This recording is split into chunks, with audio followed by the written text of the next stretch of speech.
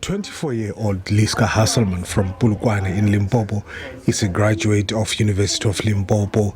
She's one of few white students whose names have been inscribed in the historical accounts of an institution that produced prominent figures and struggle icons such as Frank Chikane and President Cyril Ramaphosa.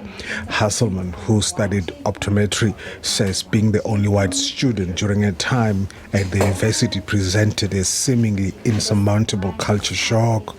However, her willingness to learn new things and ability to blend in new environments motivated her. Originally, it was tough. I'm not gonna lie to you. It was really tough, and I learned to get a lot of patience and also to just be me throughout the whole thing and not try to change.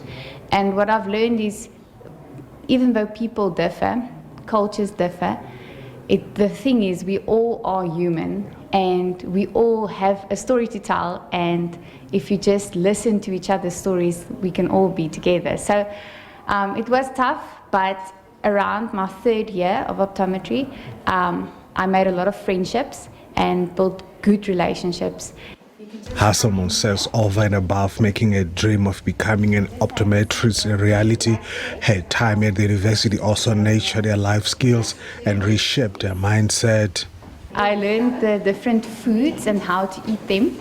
I remember it was my second year. My friends on campus actually told me, come, we are now going to buy bread and we're going to buy chips and we're going to put the chips on the bread with all of the sauce and you're going to eat it with your hands. So I've never experienced this, so I was like, okay, it's fine. So I learned a lot about food and, like I said, cultural differences. They taught me of how marriage works in their culture. They taught me how relationships work, and things that I thought was normal, they taught me, okay, this is now disrespectful if you say it like that. Husselmann has also hailed her lecturers and fellow students for helping her transcend cultural and language barriers. Most of them speak Sepedi or Venda home language. So you will find them starting to lecture and then they forget there's a person who doesn't understand. And then they would switch over to Sepedi. And then at that stage I wasn't understanding it yet. So I would just sit there with big eyes. And then after a while I would just raise my hand and say, please, can you just go back to where you were? And then they would laugh and apologize and quickly go back. So overall, I didn't have any problems with my lecturers because all of them just took me in and said, we want to get you through and we want to help you. The University of Limpopo Optometry Department has been particularly attractive to students from minority races, mainly Indians. Optometry lecturer Mawash Khan studied here some years ago. She says spending a long time in Mankweng Township, where her father was working as a medical doctor, helped in mitigating a cultural shock.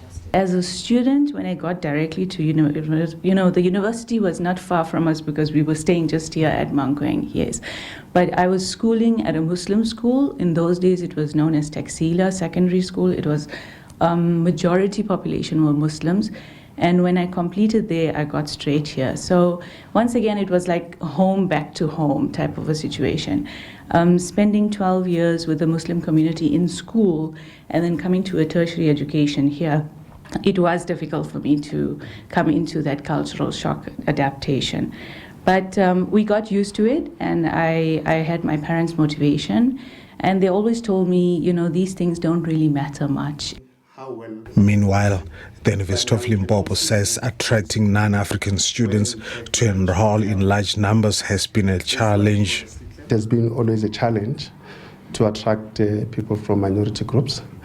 And I think this is more historical because as well as we are in a background where it was more political or politically inclined, if I should say. So we always had challenges.